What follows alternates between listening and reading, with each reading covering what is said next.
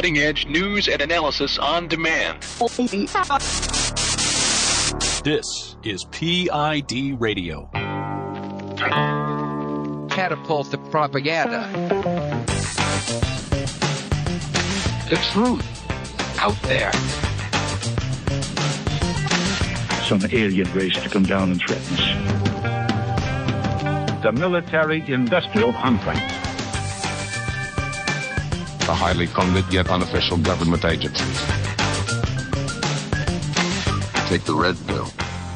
If this were a dictatorship, it'd be a heck of a lot easier. Welcome to PID Radio. I'm Derek Gilbert. I'll be filling the chair alone this evening. Normally Sharon will be sitting just to my right, but she is in conversation with her sister in Indiana, even as I speak, as we prepare to move the bunker here a couple of states to the east, from Missouri to the banks of the Wabash far away, to quote the old song.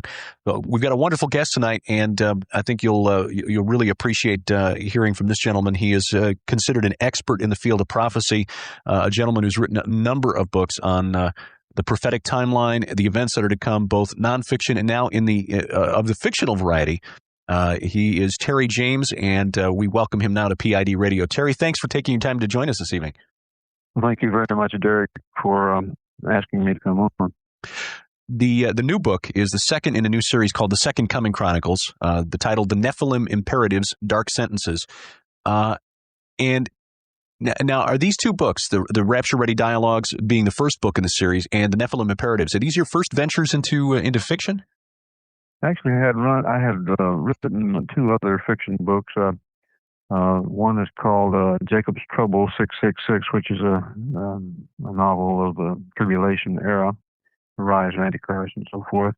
And then I did a children's book, which is I guess you would call it a fantasy, sci-fi type thing, but it's on the millennial era, and I call that Adam's Apples, and it's part of a Dream Door series I plan to do, and it's published. And I've had two previous forays into fiction, I guess you would say. Now, you've written quite a bit of nonfiction on the end times. Forewarning, Storming Toward Armageddon, Essays in Apocalypse, The Triumphant Return of Christ, Earth's Final Days, and Foreshocks of Antichrist. Are You Rapture Ready? And of course, much of your writing is available online at raptureready.com. Why did you choose then, after writing so much nonfiction about prophecy and the end times, to go in the direction of putting your research into a fictional setting? Well, because in this particular genre, I guess you would call it, that I write in, which is how do UFOs and anomalies fit within Bible prophecy, or how might they fit within Bible prophecy? This is something that hasn't been written on very much, and I've dealt mostly with the signals we see as where this world might stand on God's prophetic timeline in a nonfiction sense in most of my books. But I wanted to deal a little bit with this a little bit more, I guess you would say, kind of out there, part of what I believe is nonetheless a part of God's prophetic word, and that is in chapter 17, for example, where Jesus said, as it was in the days of Noah, so shall it be in the days of the Son of Man, meaning the time when he came again. So I wanted to do this because it is kind of an out there type concept and topic. I wanted to do it in a fictional format because I thought I could maybe do a better job of explaining things through fiction, at least my concept of things, than I could through just a straight, straight narrative in a nonfiction way.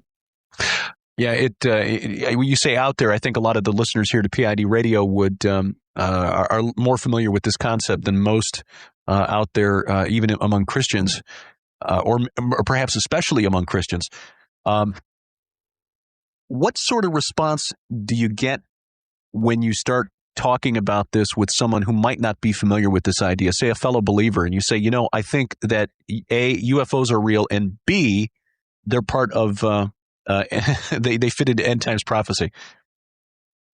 Wow, I was very surprised myself. I thought I would get a lot of, questions, a lot of well, that's kind of way out there, as we were saying a while ago. But, I think that the number of reviews on Rapture Dialogues, my first novel, on Amazon.com says it all. I don't know of any book out there, at least none that I'm aware of, who has gotten as many reviews, and they're all, except for just a few, are all five-star ratings, and there's over 95 of them. And so I think that kind of speaks to what people think about the concept. They get the concept, obviously, and if not in agreement, they certainly find a great interest there. And if I can get people looking into any part of God's Word, but particularly in the times I think we find ourselves, if I get them looking at the prophetic Word, then I think they're going to see the urgency of the time we're in. And what that means as a Christian to me is, anyway, is that we will want to get the message out that Christ is indeed coming back one day, and it could be soon, and we need to be carrying out the commission Jesus left us with, which is to witness to the whole world that Jesus alone saves. But now, following that up, why then focus on prophecy and writing and talking about prophecy when talking about Jesus Christ and your faith, rather than just on the basics of salvation, sin, forgiveness, redemption, and those concepts? Mm-hmm. Well, I didn't get quite the first part of your question. Well, why then, rather than just focusing on the basics of sin and salvation, why take that a step further and focus? What compels you to write? Because those topics are pretty much covered in the nonfiction books and so forth. But I think Christians need to be aware of the total scope of what we face in this world, and just how true are God's words. And we can talk probably in a minute about what I meant when I said that Jesus prophesied these things. I think we see happening now with regard to these anomalous pictures, such as UFOs and stigmata, many other things that are happening. Maybe some of these so-called ghostly apparitions, different things.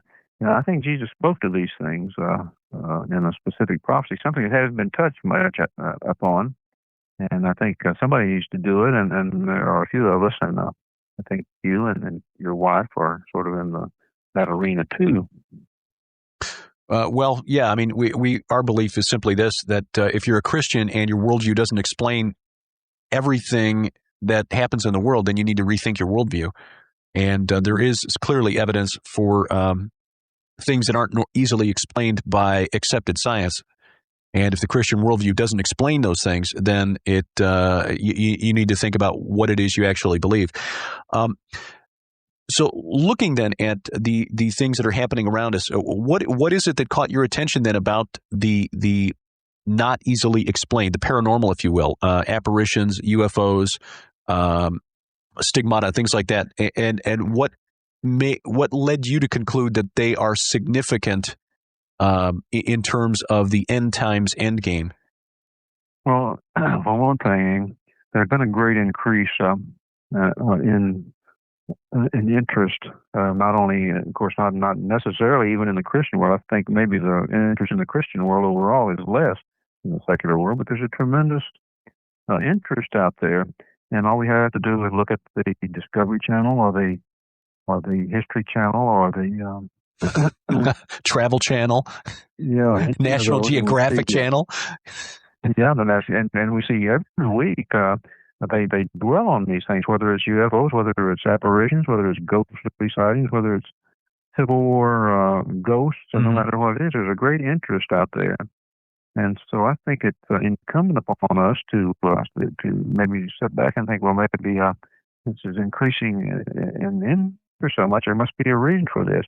Now, I think the world is always been interested as a whole in the occult and these strange things.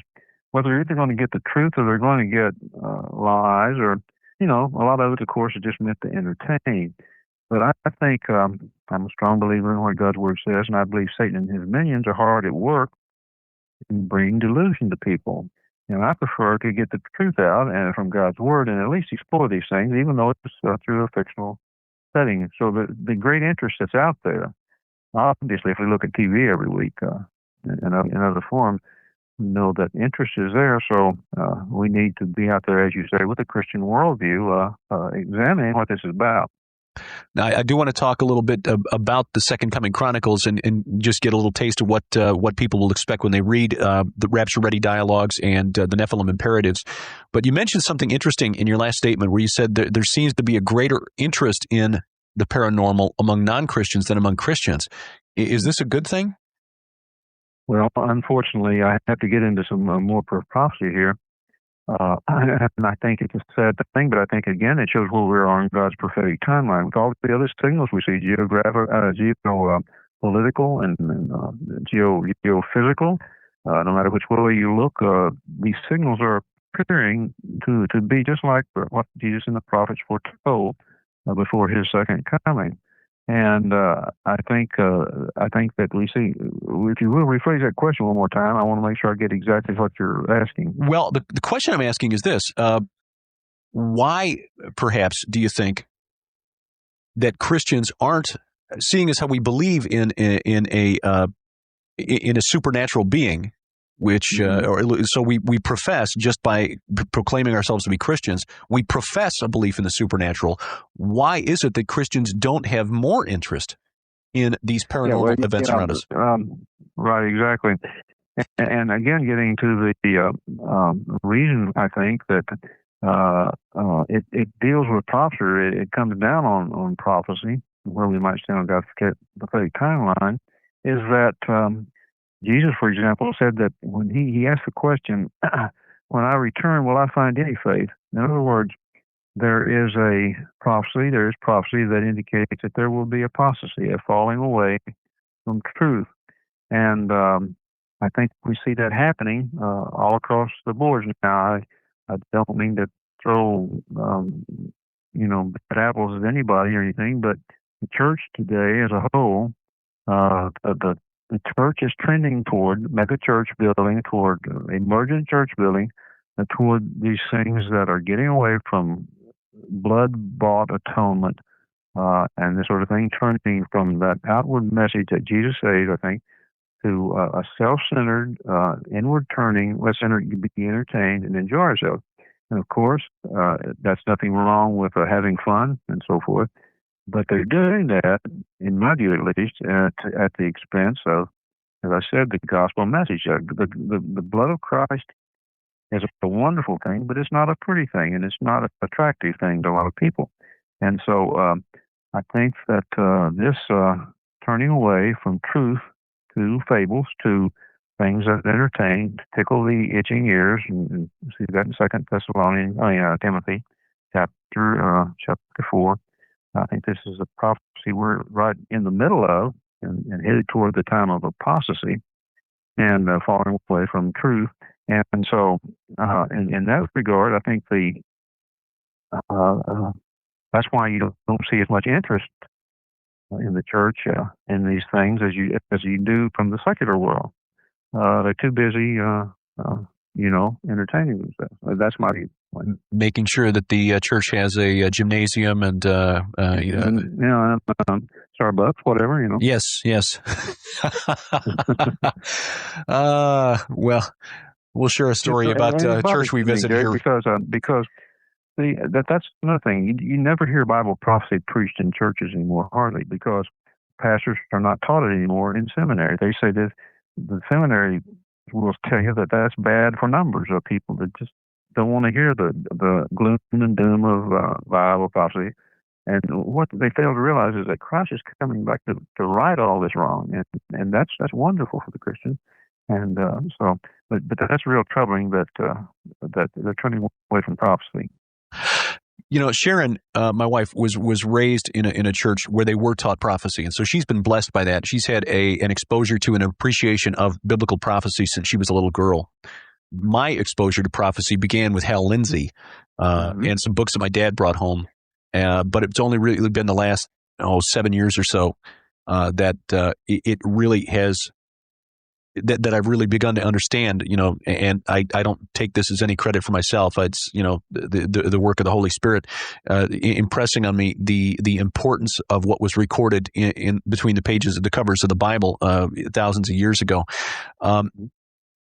it as important as it is, Terry, where are we going? I guess is the next question. Then, based on your study, decades worth of study into this, where are we going from here? In part, Bible prophecy is concerned. Well, I think that everything is headed exactly where God said it would in the prophetic word. And one reason it is so important is because my friend Chuck Missler has made a study into this, as he does many things. And he says that, prophecy, the Bible is approximately 27 to 28%.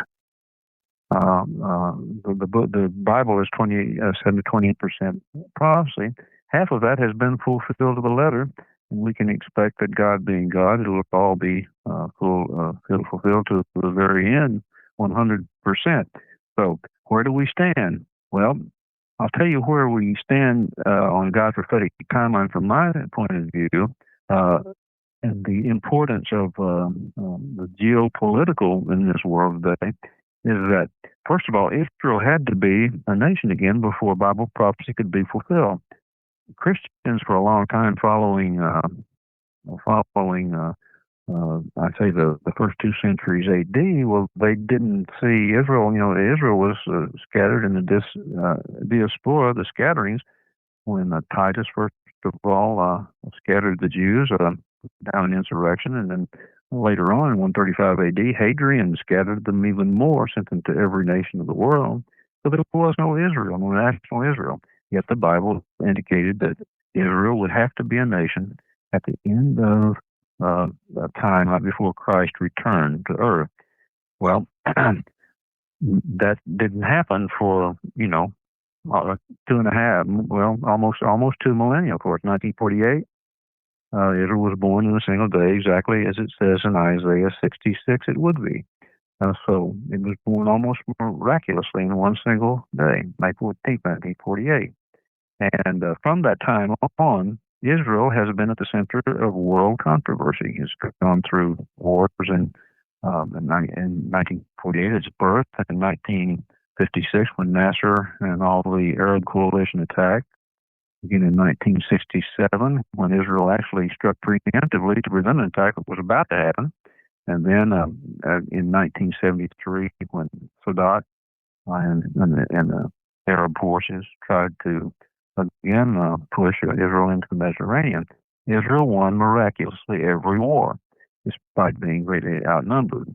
So it is a nation now, something that people back in the early 1900s would have thought was never going to be possible. So the fact that Israel is back as a nation is enough to say where we must be on God's prophetic timeline. But then you see Zechariah chapter 12, verses 1 through 3, where it says that Israel will become a cup of trembling and a burdensome stone to the whole world. That's what God said. Says that the whole nation, though the whole nations of the world be gathered against Israel, I will defend Israel. And, well, all we have to do is look at TV or hear radio or read the newspaper to see that no matter which way the microphones or the news cameras turn today, eventually they're all going to turn right back to that region in the Middle East called Israel. The focus is going to be right there because that is potentially the greatest trigger point for nuclear war. And, of course, the world knows that this is where Armageddon is going to be fought, according to biblical scripture. Even the secular news people come to us on RaptureReady.com and want interviews at the time things heat up over there. So they realize it more than the churches do. But then you're talking about Israel being back, but the cameras turned on them and the concern being focused there. Then you add to that there's going to be a peace treaty, it says, at the end of time, a peace covenant that's going to be in place. And this man who will become Antichrist one day, he's going to be a great world leader. He's called in Daniel 9:26 and 27, the prince that shall come. He will come out of the people, it says, at the end of time, out of the people that destroyed the city and the sanctuary. Well, who was that? Again, that was Titus, and thereby his father, Vespasian, emperor of Rome at the time, General Titus, his son, completely destroyed the city and the sanctuary and leveled it, just as Jesus predicted it would be in the Olivet Discourse. And but this man's going to come out of this people. That would be out of the general area of Europe, because that's where the Roman Empire was located, the center of it at the time. Part of it was in Constantinople a little bit later, but most of it was in Rome. So this Antichrist, this leader who is going to make a covenant, it says, going to confirm a covenant that's already in place with Israel and its many enemy neighbors, and will affect the whole world, apparently, according to the scripture, this prophecy.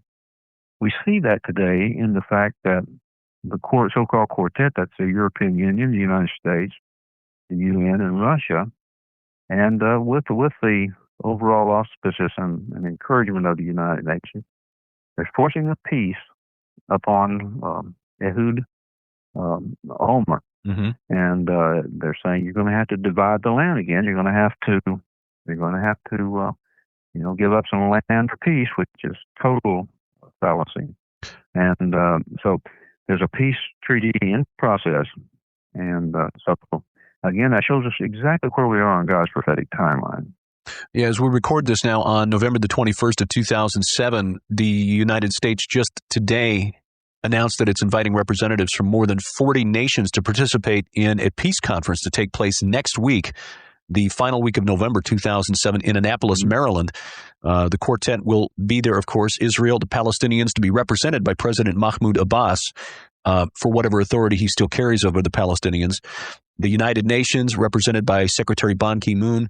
The EU will be there. Former British Prime Minister Tony Blair, who will serve as a special representative from the quartet to the Palestinians. Members of the Arab League, interestingly enough, and other nations from around the region, Kuwait, Iraq, Libya, Oman, the UAE, and members of the G8, France, Germany, Britain, Canada, Japan, Italy, and other nations, even including China, Vatican City, Australia, Brazil, Turkey. It is quite a list here. And as I read this list, I see most of the nations being invited to this peace conference, Terry, have not historically been friendly to Israel. It is very unfriendly overall. What is this? What does this mean for Israel? What does this mean for the prophetic timeline? Zechariah chapter 12, verses 1 through 3 again. Becoming a cup of trembling, a burdensome stone to the whole world. And God says that those who try to remove Jerusalem, which is the apple of his eye, from Israel's hands, it's going to be like a burdensome stone that will rupture them. In other words, the whole world is going to pay for this. Now we see that in Joel chapter 3, verse 2. It said that they had divided my land, and that's what's going to happen apparently. And this means that probably Jerusalem is going to be divided some way. I'm not saying for sure, but it looks that way. And God says this is what's going to bring them all into the valley of Jehoshaphat. Now that's the same as Megiddo, the plains of Israel, also the place called Esdrevon. That's Armageddon. And so I think we're very close to that time when the nations of the world are about to make a really the biggest mistake of history so far as human government's concerned, trying to force Israel to do something totally contrary to God's will. But then again, the secularists in Israel are in control, and they are, for the most part, willing to do this. So Israel's going to pay probably the biggest price of all during the tribulation era, because God is He's going to chastise them. He's going to turn them around and bring a remnant out of his people, the Jews, his nation Israel. He's going to bring them through all of this, although many will die, just like many others will die during the tribulation. Gentiles will die during the tribulation. God's going to bring a remnant through to reign and rule with Christ in the millennial kingdom. So there's an upside to it, but there's going to be some horror meanwhile. I think we're very close to that time when I believe in the rapture of the church, being all born-again believers.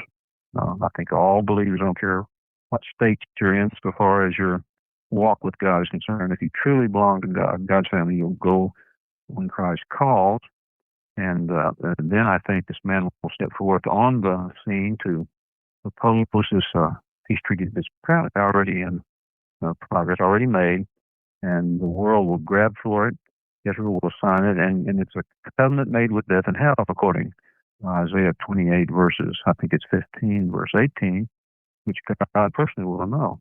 So I think we're right. It's a very fascinating and interesting time. Which wasn't that an old Chinese curse? May you live in interesting times. We are certainly in those. What does it mean for the United States that we are pushing forward this treaty and apparently forcing it on Israel? I think it's very, very, very dangerous. I mean, it's.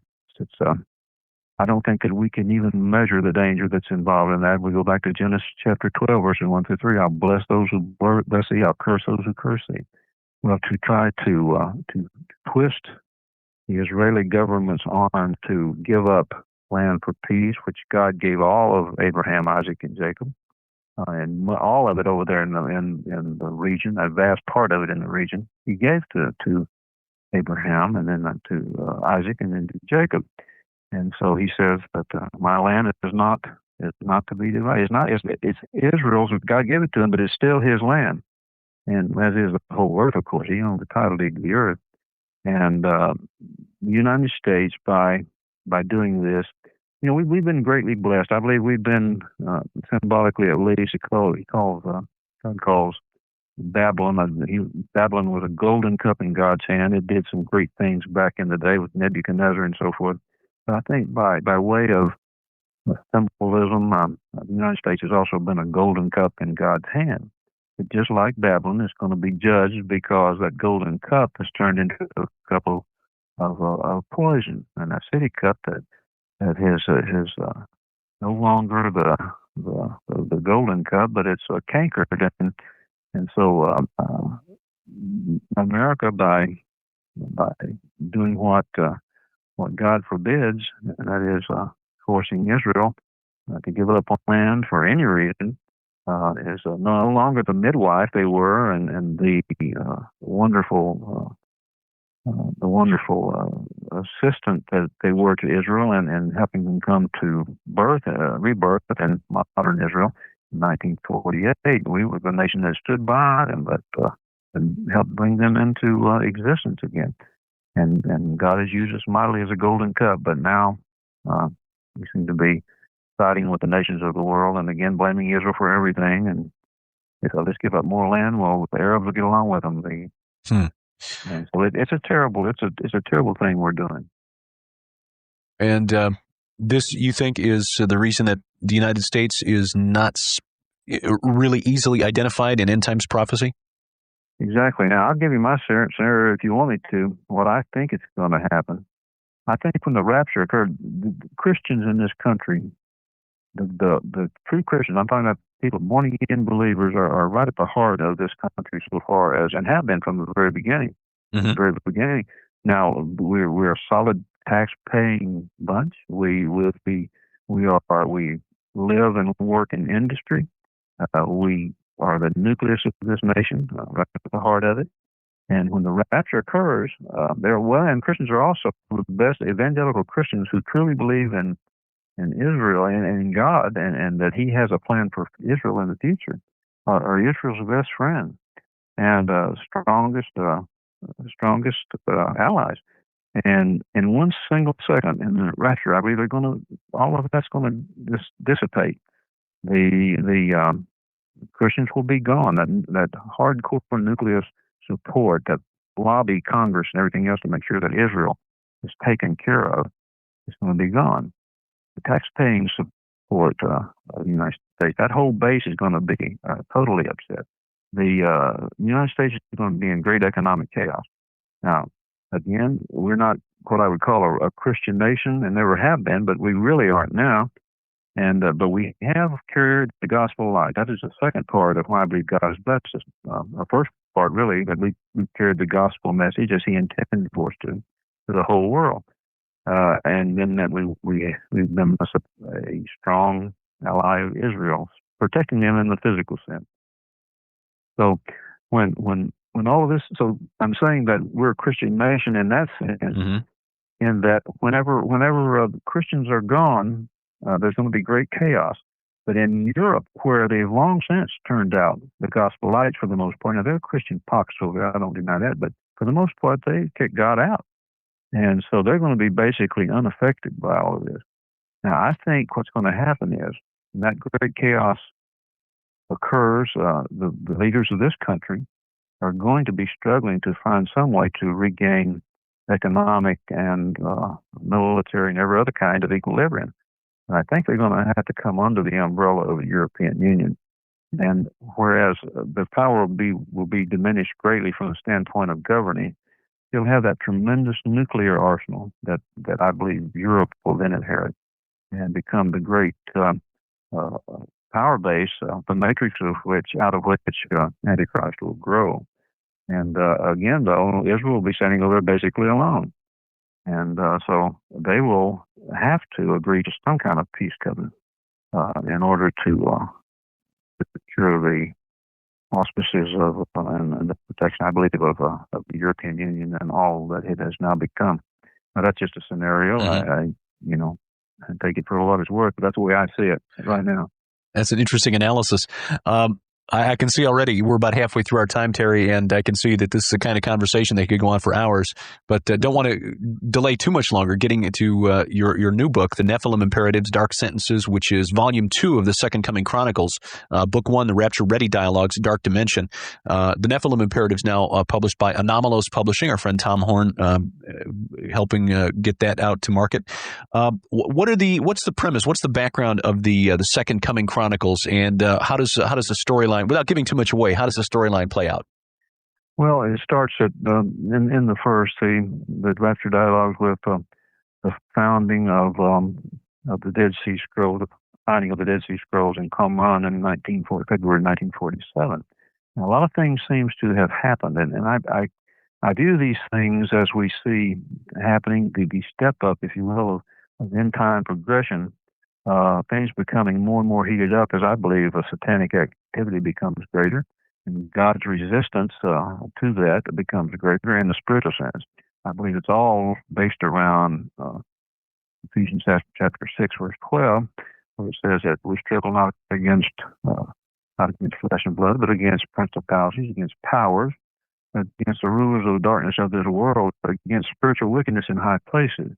And I think that's where the battle has been for the most part. But I think something happened very, very profound around 1945, for example. World War II ended with the exploding of two atomic bombs, one over Hiroshima, one over Nagasaki. And of course, the first one was exploded at Alamogordo at the test before that. So 1945, mid-century, seemed to have sparked a special movement towards something. And then again, I want to deal with that in these novels all the way through, that theme that there's been people use this word often, but maybe perhaps too much, but a paradigm shift of sorts. And especially there have been watershed events. The founding of the Dead Sea Scrolls, for example, is what I use. And then I move on from there to the UFO incident over Roswell in 1947 in July. This is a little bit later in the year. And I use an Air Force, a former, Army Air Corps, a fighter pilot. And they're flying and they see the UFOs and so forth as they apparently collide or something, and they crash. And then I kind of weave in some historical facts and historical supposition, and out of that we know that something profound has happened there. Then moving along, Israel, the same fighter pilot who is having trouble because he saw his friend actually vanish out of the backseat of a little Cessna they were flying. As a part of all of this, just simply disappeared out of the back, and he's having to deal with his personal loss of his friend, but also the government to keep it all quiet. And so from that, we move forward, and they keep him pretty much under wraps, but he wants to get back into the fighter pilot business. So they allow him to fight with Israel in 1948 at the establishment of Israel. And it goes forward from there to the 1967 war, and of course I build the characters of families, and the military, the governmental, the personal. There's even a love story in it. And 1967 war is a part of it with Lyndon Johnson. I use actual historical figures and a lot of things that I had personal experience with when I was in Texas at Randolph Air Force Base, and with fighter pilot training and so forth. And I mix that all together and bring forward this 4-day watershed event, I think, that is building in the heavenly, that is in the spiritual dimension. Have a young male, female love affair and the love of relationship building toward marriage. I don't, I've been commended for keeping it in a marriage situation. There's no live-ins or anything like that, but it's a Christian novel in a Christian way, written in a Christian way. So, but I think the historical mix is what a lot of people like. The fact that I've used a lot of historical figures.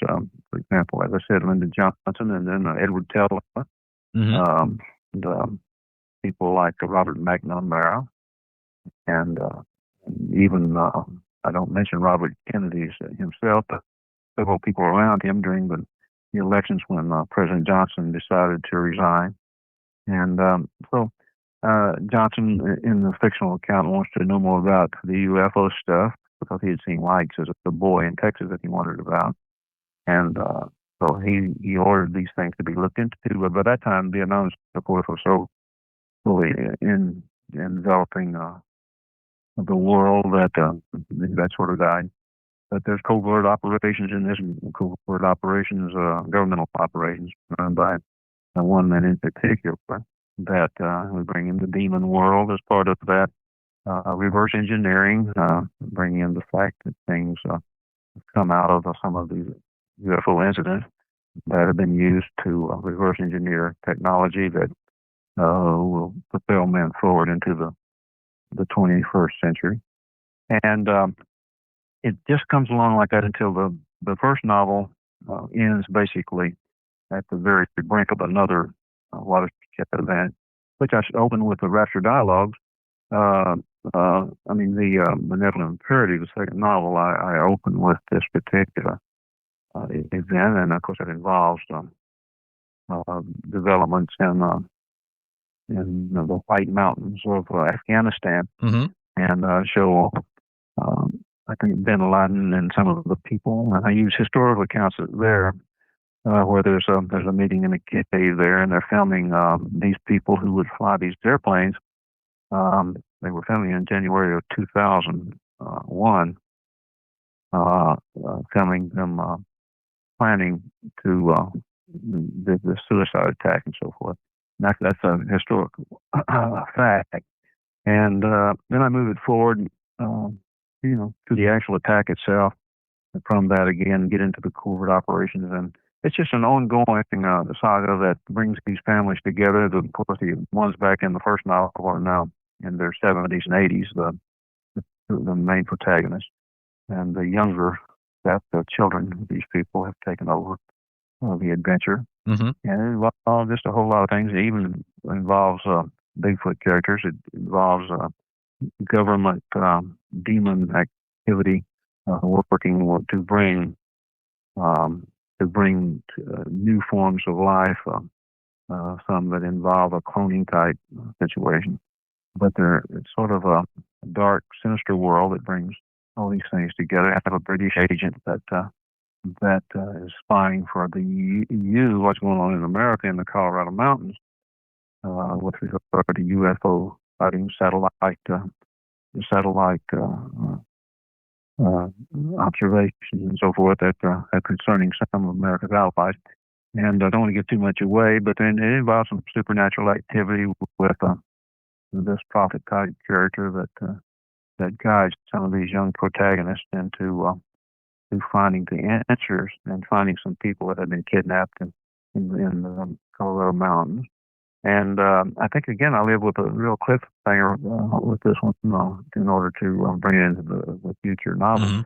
I'm hoping that I get the same kind of positive reaction with regard to reviews, and the people who have read it historically, of course, you got to realize they're all sycophants. but they really like it. They say it's better than the first one, so I'm hoping that's true, and they're just not pulling my proverbial leg.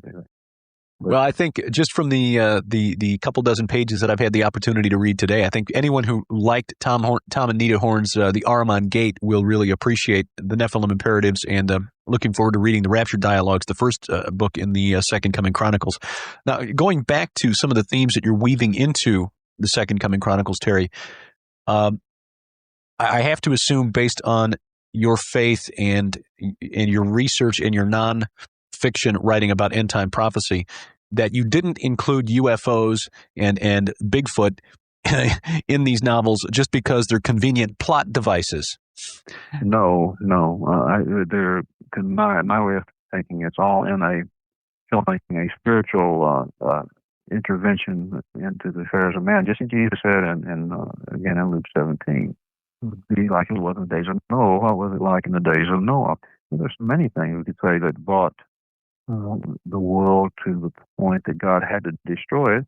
A lot of people in my group, anyway, in my camp, believe that a big part of it was genetic contamination, because it says in Genesis chapter 6, verses 1 through 3, basically, that the sons of God, the B'nai Elohim, which is the fallen one-third of angelic activity that fell with Satan and was cast out of heaven, rebelled against God, because Satan said, I will be as God. I've set my throne, my star above the throne of God.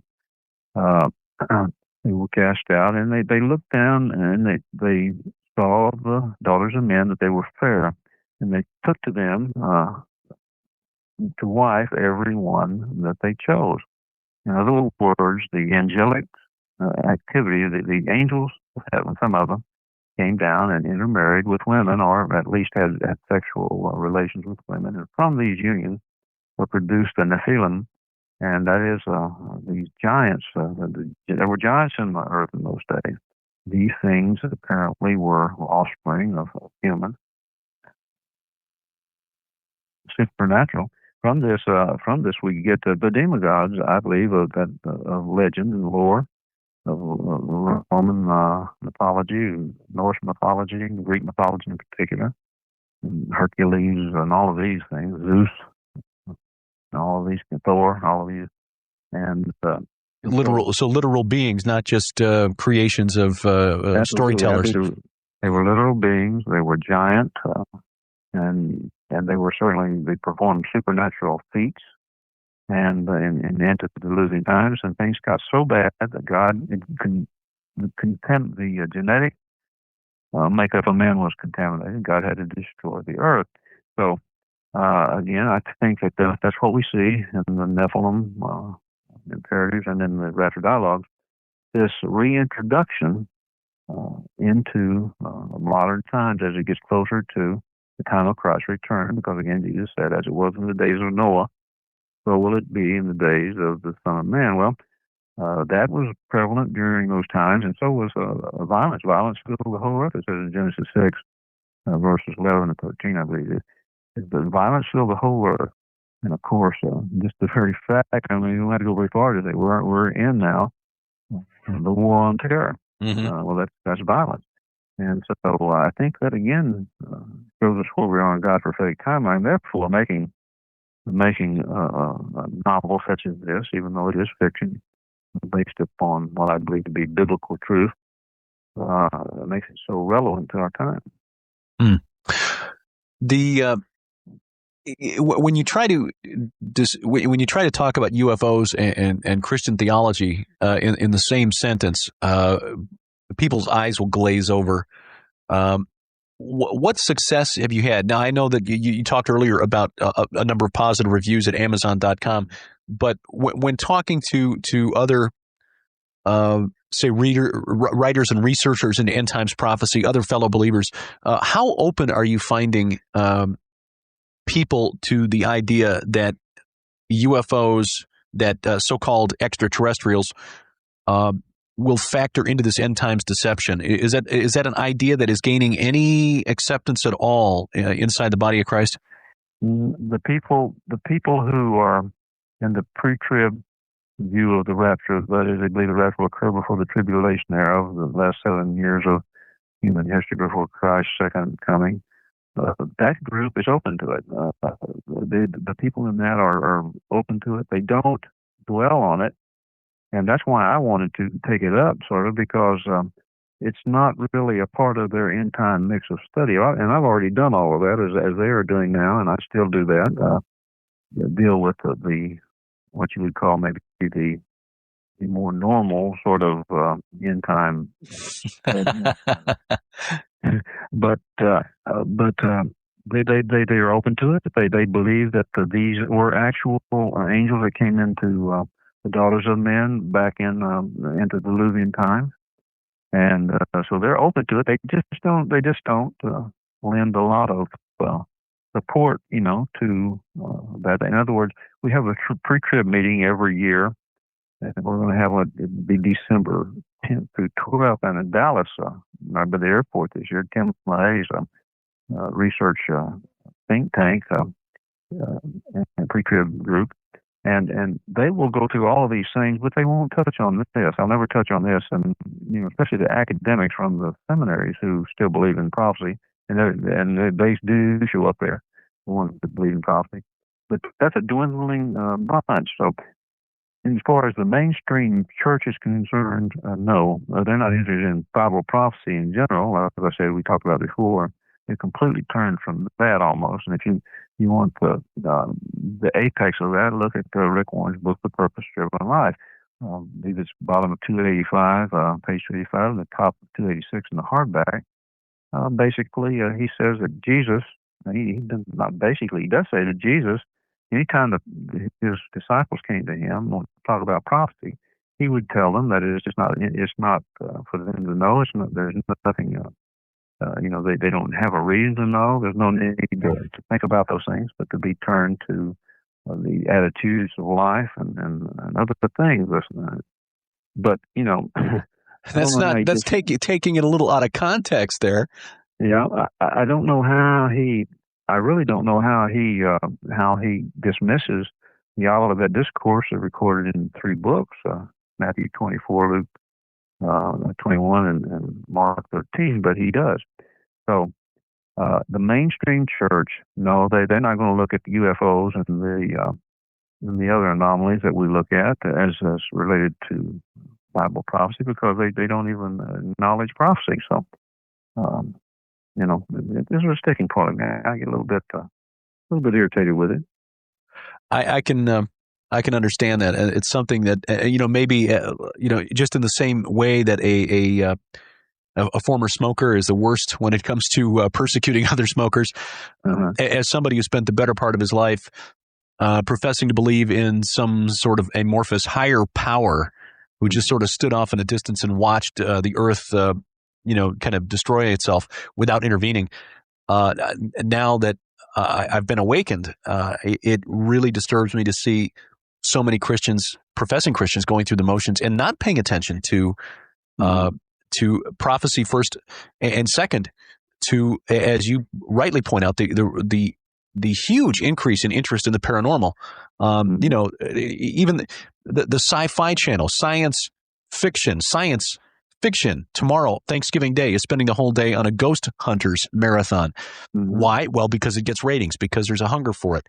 Why then do most Christians discount the existence of the supernatural when, as I said, by definition, we believe in the supernatural? Is there a way? Exactly right. Is there a way, Terry, that this trend will reverse, or do you just see this as part of the apostasy, the great apostasy? I see there's no place in the Bible where a great end time revival, this side of the tribulation era, is in view. I mean, I'm sorry. I wish I did. I wish I could, but I'm not being cynical. I have looked and looked and looked, and then people around. Dave Hunt has looked at every which direction. I don't know Dave or not, but he really gets into these things and has for years. I respect his work. Pardon? I respect his work, yes. Yeah, I do too.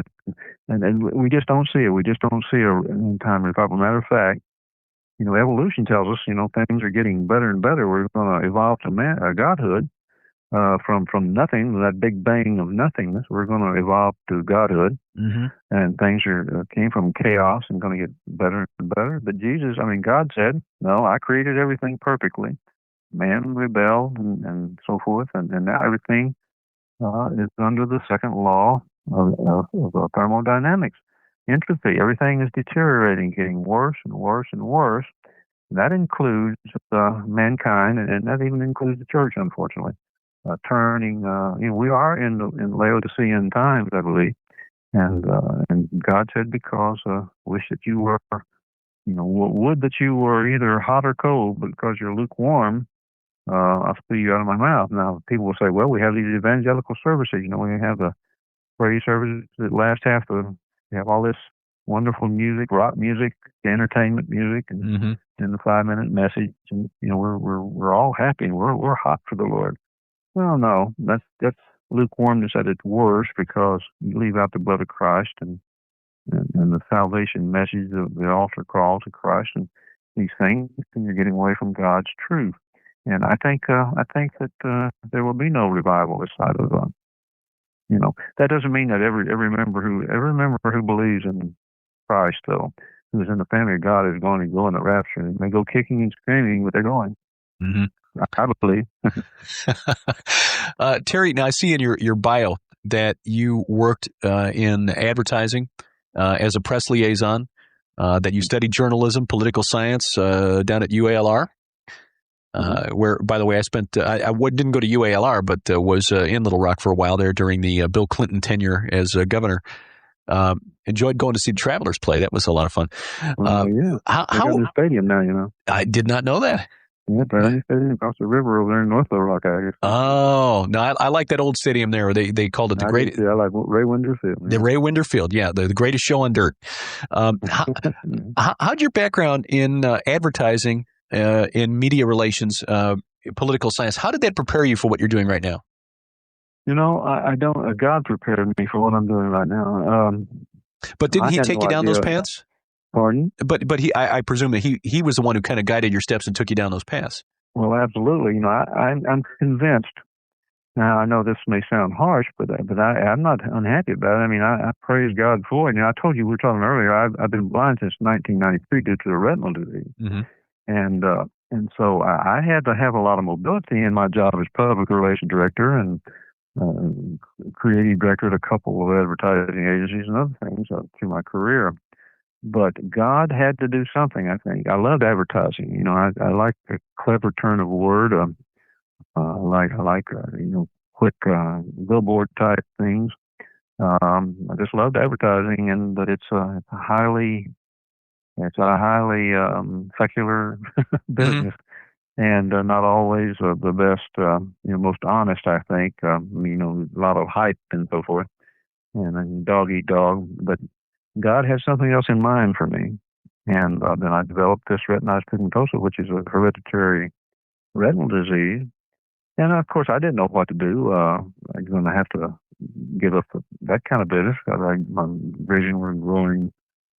I thought it was getting worse and worse.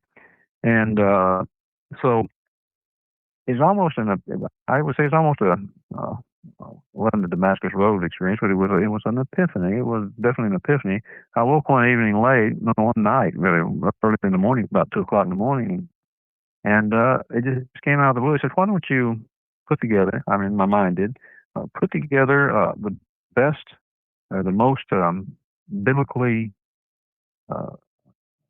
true to biblical truth, people on prophecy that you can think of about eschatology, what's happening now compared to today's headline. This was 1992, and my eyes were getting worse and worse. And so I thought about that, and I contacted Dave Brees.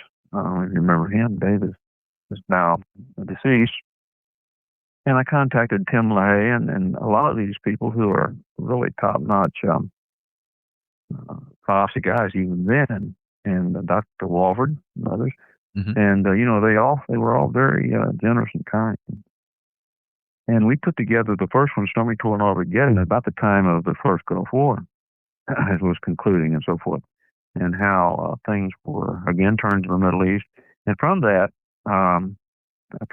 it grew three more books in that genre. And then from that, Harvest House put out 3 compilation types, and then I began writing books on Bible prophecy and so forth, and it just grew out of that. And I got together with Todd Strandberg of RaptureReady.com, who had that site going since 1987, and it really got on the net well in about 1995, and I joined them a few years later.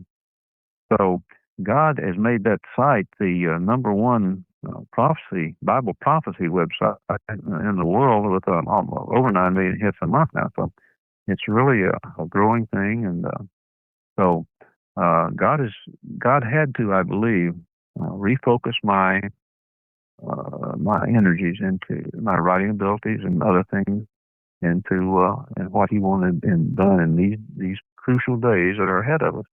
And so I really believe that with all my heart. He's given me peace and comfort that that's the case.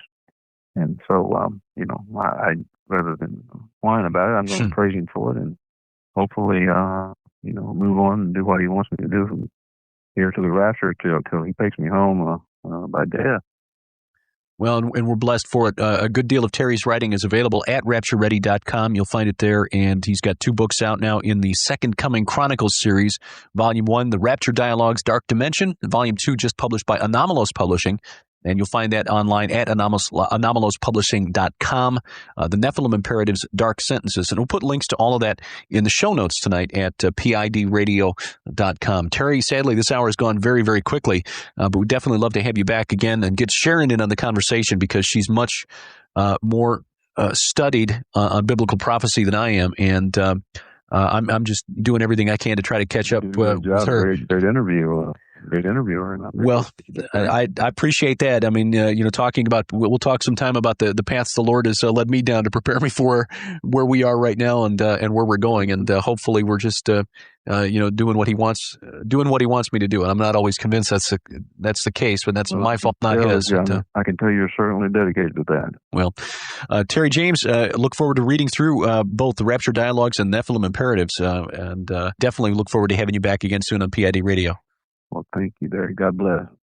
Thank you for listening to this hour of PID Radio. If you have any questions for us, you can always reach us by email, derek@peeringintodarkness.com or sharon@peeringintodarkness.com. Again, the show notes will be available at PIDradio.com. That's PIDradio.com. Next week, we may well be off as we're in the process of moving from Missouri to Indiana. Keep your eye on PIDradio.com, and of course, we'll post the revised schedule as soon as we know, frankly, where we'll be living and how we'll be earning our daily bread, because those things are still up in the air as of this point. But we're thankful for the move and looking forward to getting out close to family. Again, thanks for being with us for this hour, and until next time, I'm Derek Gilbert. Good night.